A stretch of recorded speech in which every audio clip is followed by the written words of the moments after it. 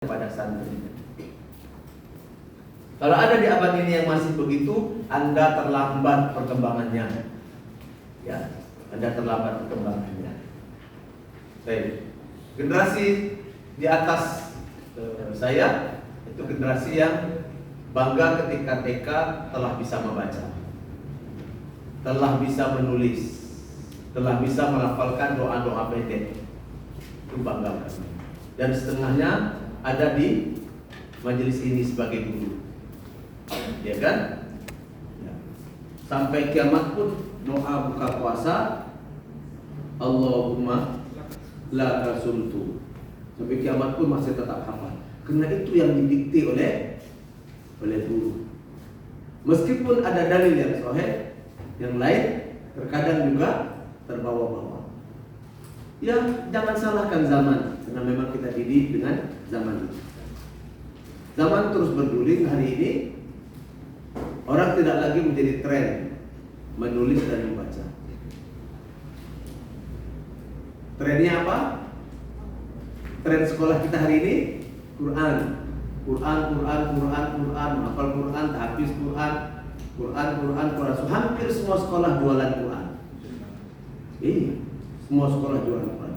Hatta sampai sekolah Syiah pun jualan Quran. Nah, ada 1-2 sekolah di Pekanbaru. Yayasannya dia bukan yayasan Syiah, tapi yayasannya umum, yayasan Islam biasa, tapi kitab-kitabnya, suplemen per kali, setiap materinya sudah masuk. Ya, nggak usah saya bahas karena itu nanti melanggar kode etik. Negara kita mau mengakomodir ya. Nah, abad ini saudaraku, dakwah kita semakin luas. Baik, saya kasih program, dakwah kita semakin luas. Sekolah tumbuh di Kota Pekanbaru, sekolah Islam tanda kutip, bagaikan cendawan tumbuh. Cendawan per 3 minggu bisa dipanen. Tumbuhnya terbatas, tergantung nutrisi dan kondisi. Tapi sekolah tidak terbatas. Data kita yang kita peroleh per tahun itu tumbuh untuk SD dan SMP lebih kurang 20 sampai 40 sekolah baru. 20 sampai 40 sekolah baru, dan setiap tahun 5 sampai 9 sekolah mati. Jadi angka kelahirannya banyak, yang mati sedikit. Setiap bulan, setiap tahun itu 20 sampai 40 sekolah baru. Baik yang berafiliasi muslim sampai ke yang nasional, termasuk sekolah-sekolah yang non-muslim. Pasarnya hanya orang Pekanbaru. Pasarnya Pekanbaru. Berapa? 20 juta usia pendidikan, 20 ribu usia sekolah, 20 ribu usia sekolah yang dari TK ke SD, 30 sampai 40 ribu SD ke SMP, dan seterusnya. Lipatannya per 10 ribu minimal. Jadi kalau misalkan kita tetap seperti air dalam mangkuk, seperti air dalam baskom, seperti air dalam bak, maka kita akan jadi sekolah yang basi. Ada yang menggunakan air yang sudah tergenang 6 tahun, tidak dikuras. Insya Allah, siapa? Kata kecoa, sesuatu yang menjijikkan. Saudara, mari kita mencari solusi untuk Ibrahim. Yayasan akan terus bergeliat. Jangan yayasan aja, diikuti dengan sprinter yayasan dengan kapasitas kita. Ini tujuan kita pertama, duduk dalam majelis ini.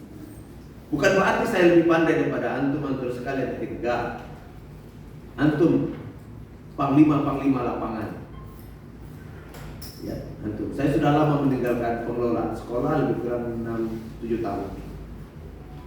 Dulu masih aktif jadi kepala sekolah, tahu betul seluk-beluk kesulitan mulai dari kurikulum sampai pencapaian KD sampai tes sumatif dan evaluasi. Termasuk yang macam-macam warna-warni. Ya. Persoalan paling parah untuk sekolah Islam bukan masalah ilmu dan etos kerja, enggak. Persoalan paling parah bagi guru-guru sekolah Islam adalah mau mengajar tapi kurang adab. Kalau dibilang biadab marah. Kurang menempatkan adab. Apa contohnya? Apa contohnya Ustaz? Boleh dibuka Ustaz? Tidak tuduh sana sini. Siapa yang merasa ya aku tuh ya, aku banget. Contoh, saya kasih contoh umum. Saya mantan guru SD, saya ngajar agama, saya ngajar bahasa Arab. Kepala SD 8 tahun, banyak. Kepala SMP 7 tahun lebih, pengelola sekolah sampai pengelola fakultas di IKAN. Semua saya jalani. Jadi sudah insya Allah sudah tahu pahit mautnya dunia pendidikan. Adab, ini adab ya. Adab orang mukmin, adab orang soleh. Kepada atasan kita, kepada teman lebih senior, kepada kepala sekolah, kepada yayasan. Kita tahu bahwa kita akan minta izin, tapi sengaja nanti saja lah. Contoh.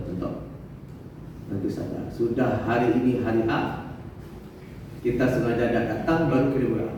Maaf ya Ustaz, afwan. Qadarallahnya ada acara keluarga, nikahan di kampung. Mohon izin ya.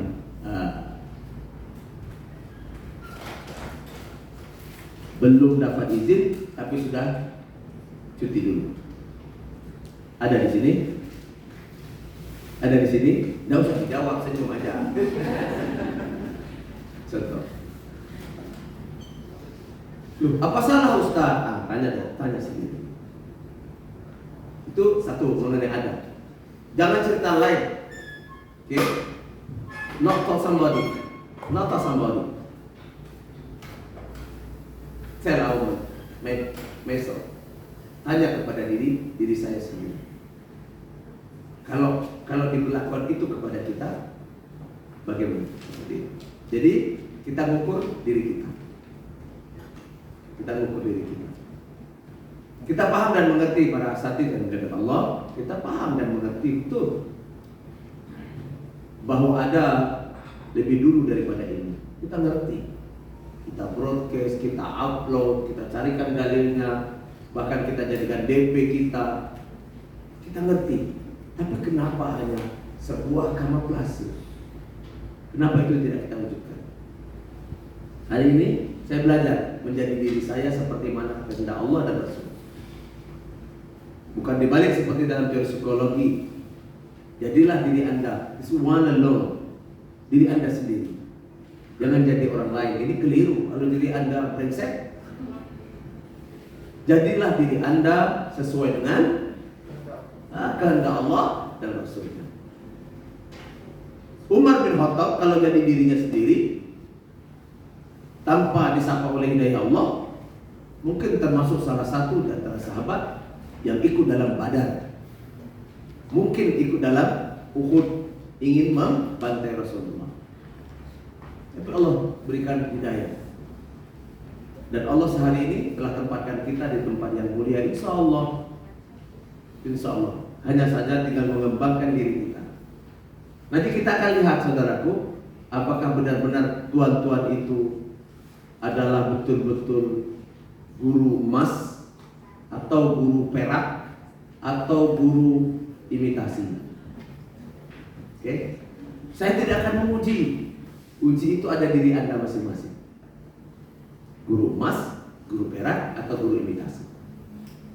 Kenapa kau cerita sampai ke sana? Jangan cerita pelayanan kalau kita tak mengenal diri kita. Jangan cerita bagaimana how about can give you service. No, cannot. Tidak bisa. Wadih, laisati akhir. Tidak bisa Anda memberikan pelayanan kalau Anda tidak tahu apa yang mau dilayani. Kita bukan kita bukan sales, kita bukan promosi, kita bukan resepsionis. Anda mau nginep di hotel atau Anda mau belanja di kasir di supermarket, coba jumpai front office-nya, para sales mereka, para resepsionis hotel. Marah pun dia dengan lakinya. Coba lihat, kan lebih banyak perempuan tuh. Dia tetap jual senyum. Selamat pagi, apa yang bisa saya bantu Bapak? Padahal dia lapar, belum makan, harus kerja. Lihat pada teller bank, didesain agar cute, agar manis. Desain. Kita para pejuang Allah ini,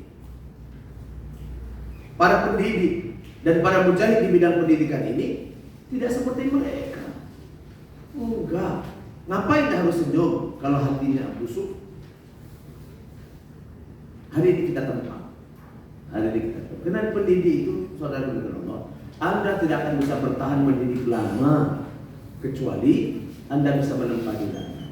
Saya lihat ada yang senior, ada yang sudah di atas 7 tahun, ada yang sudah.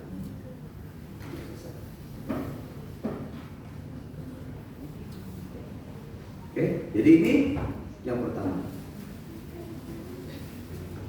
Mengantarkan kita sebagai pendidik emas atau pendidik imitasi. Ada yang sudah pasrah, sudahlah Pak Ustaz, sudah tua saya di sini. Sudah umurnya 30-an, sudah tidak punya kesempatan cari tempat kerja yang lain. Sudah jadi guru aja lah. Jadi guru. Oke.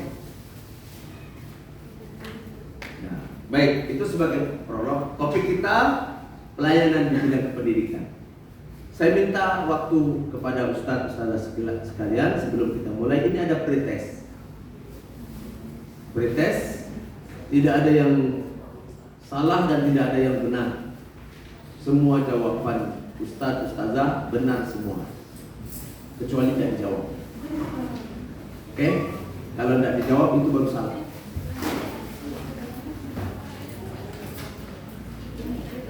Baik. Jadi sebelum saya paparkan kepada materi, saya meminta kepada Ustaz untuk mengisi petunjuknya. Saya akan bacakan